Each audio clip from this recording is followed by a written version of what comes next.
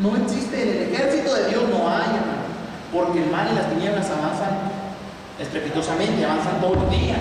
No hay descanso. No hay descanso, hermano. No hay medio tiempo. No hay. Todos los días usted sufre tentación. Todos los días usted enfrenta al enemigo. Todos los días usted tiene la posibilidad de caer. Todos los días usted tiene la posibilidad de ser derrotado. Todos los días usted tiene que ponerse la armadura de Dios. Porque usted tiene que dormir con ella.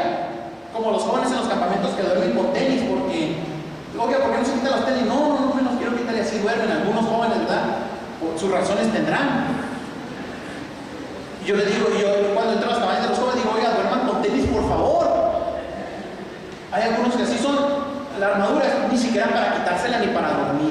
Duerma con su Biblia, duerma con pensamientos bíblicos, duerma con su fe, ni siquiera se la quite para dormir. Duerma pensando a quién va a compartir con el casco de la salvación. Ayer compartíamos eso en el programa juvenil, muy interesante, por cierto, el programa juvenil. Usted puede sintonizarlo por internet. Los jóvenes tienen un programa en vivo los sábados a las 10:30. Estábamos compartiendo esto con los muchachos. Les decía, póngase la cachucha, póngase el cinturón, póngase el chaleco, póngase los tenis, báñese, les decía a los muchachos ayer. Interesante, o sea, cúbrase con fe, el escudo de la fe. Hermanos, es necesario. Desafortunadamente, el pueblo de Dios, los soldados, sí agarramos descanso. Y si creemos que tenemos esa oportunidad, pero no es así. La batalla es diaria, constante, cada segundo. Porque somos atacados todo el tiempo por las huestes del maldad. Los soldados del ejército de Dios, hermanos, cuentan con un poder para enfrentar. Según Hechos capítulo 1, versículo 8, dice que vamos a recibir un poder especial. Pero recibiréis poder cuando haya venido sobre ustedes el Espíritu de Dios. Ese Espíritu de Dios, hermanos, da el poder para enfrentar al enemigo, porque usted no puede. Hay personas aquí que dicen, yo no puedo. Le digo, tiene razón, usted no puede, ni yo. Pero el Espíritu de Dios es el que nos da el poder para poder. Es el que nos da la fuerza, la fortaleza para salir adelante en la vida cristiana. Si usted no tiene el Espíritu de Dios, olvídese. Usted sirve de trapeador para los demonios, agarran cuando usted trapea en el templo. Si usted no tiene el Espíritu de Dios. Pero los que tenemos el Espíritu de Dios, hermanos, en nosotros y con nosotros, hermanos, tenemos el poder de parte del Espíritu para vencer a Satanás, para vencer la tentación, para vencer a las huestes espirituales de maldad. ¿Por qué, hermanos? Nosotros que tenemos ese poder no lo utilizamos. Dice la Biblia, ni aún el infierno prevalece contra el ejército mío, dice Jesucristo, Mateo 16:18. Y de eso se trata esta campaña, hermanos. Equiparnos con herramientas para enfrentar la lucha. Los soldados de Cristo somos usted y yo. El ejército de Dios es la iglesia de Jesucristo. Así nos ve Dios, así nos ve la Biblia, así se nos describe la Biblia, así nos ve el apóstol Pablo. Mire cómo dice 2 de Timoteo 2:1-4. Dicen, tú pues, hijo, esfuérzate como un soldado. Esfuérzate. Versículo 2. Encarga hombres fieles como un soldado, idóneos como un soldado, para transmitir esas enseñanzas a otros. Sufre penalidades como un buen soldado. Milita a fin de agradar a aquel que te tomó por soldado. Quiero contestar 3 preguntas rápidamente. ¿Cuál es el propósito de ser soldado de Cristo? Primera pregunta. Segunda pregunta, ¿cuál es la misión del soldado de Cristo? Tercera pregunta, ¿de dónde obtiene el poder el soldado de Cristo? Son 3 preguntas que quiero contestar. Pregunta número 1, hermanos. ¿Cuál es el propósito al ser reclutado soldado de Jesús? ¿Cuál es el propósito, hermanos? El propósito es para ser entrenados. Si usted fue llamado por Jesús, hermanos, si usted recibió un llamamiento de parte de Jesús a hacerse cristiano, el propósito de ser reclutado a ser soldado de Cristo es para ser entrenado. La iglesia fue edificada ahí en Mateo 16 por Jesucristo, fue instituida por Jesucristo para entrenar a los soldados enlistados, nunca para entretenerlos. Desafortunadamente nosotros confundimos palabras y decimos entrenar, entretener. Yo mejor me entretengo en lugar de entrenarme. Y venimos a la iglesia para entretenernos, para que se nos pase el tiempo. Creemos que la iglesia nos entretiene, no nos entrena, y es un error. Algunos hermanos llegan y dejan a sus hijos ahí para que me los entretengan y se van. Y regresan por ellos a la 1 para que me los entretengan mientras yo hago mis cosas. La iglesia no está para entretener a nadie, hermanos. Si fuera un lugar de entretenimiento, yo me disfrazaría de payaso, pero no lo hago. ¿Saben cuál dice la Biblia en Efesios capítulo 4? Me parece que es el pasaje.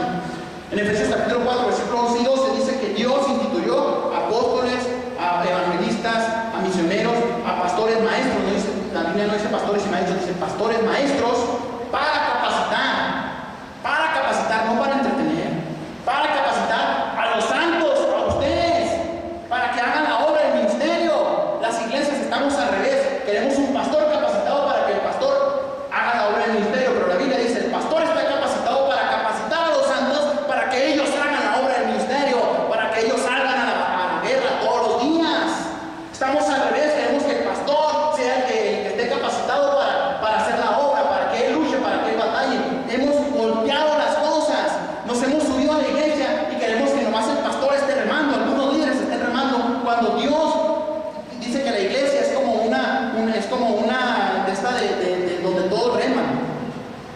donde todos estamos remando, hermanos. ¿Saben qué es lo que pasa?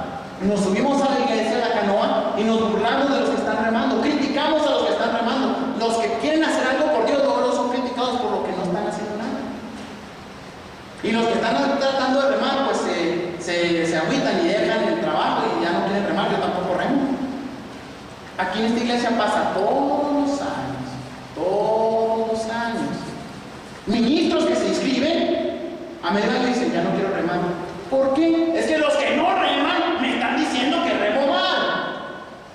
Qué terrible, hermanos. Condición de una iglesia, los soldados de Cristo, los que no hacen nada, critican a los que están haciendo. Qué terrible, hermanos.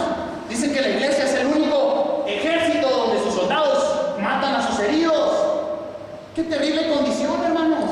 ¿Por qué hablamos mal de la iglesia? ¿Por qué hablamos mal del pastor? ¿Por qué hablamos mal de los que trabajan? ¿De los ministros? ¿Por qué lo hacemos? ¿Por qué, hermanos? Cuando usted hable mal del pastor, póngase un sello en la boca, hermano, no porque sea yo, sino porque se le puede hacer chicharrón su boca. No, no es cierto. No permita, hermanos, que hable mal de la iglesia, no lo permita, ni usted lo haga. Imagínense cómo crecen los niños que escuchan a sus papás hablando mal de la iglesia. Crecen con una actitud errada hacia la iglesia, hacia las cosas de Dios, hacia los pastores, hacia los maestros. A mí me sorprende que en la salida hay niños que no me quieren saludar y pasan por ahí y hasta le hacen así cuando los quiero saludar. ¿Quién sabe qué le dirán sus papás del pastor? Si no se duerme, voy a decirle al pastor que venga, me usan de coco. Hermanos, no haga eso. Los niños crecen con otra mentalidad diferente a lo que es la iglesia de Cristo. No lo hagamos, hermanos, no lo hagamos. Por el amor de Dios se lo pido una vez más. Qué terrible, hermanos, la iglesia, dice la palabra de Dios, que es para entrenar, hermanos, para entrenar a la iglesia. Si en esta iglesia no se le están dando herramientas para enfrentar esa guerra, esta iglesia no está cumpliendo con su propósito. Todo cristiano requiere ser entrenado y no entretenido en la iglesia. Jesús entrenó a los suyos para la batalla. Pablo también lo hizo. Cada uno de ellos fueron entrenados para la guerra espiritual. Imagínense soldados sin preparación, sin entrenamiento. En la guerra de Irak, 1968, por ahí, no me recuerdo muy bien el año. En esa guerra, dicen que es la única guerra que perdió Estados Unidos. Estados Unidos es el ejército bélico más poderoso del mundo. Pero en esa guerra dicen que la perdió en la guerra, de Vietnam. La guerra de Irak fue en el 92. La guerra de Vietnam dicen que es la única guerra que ha perdido Estados Unidos.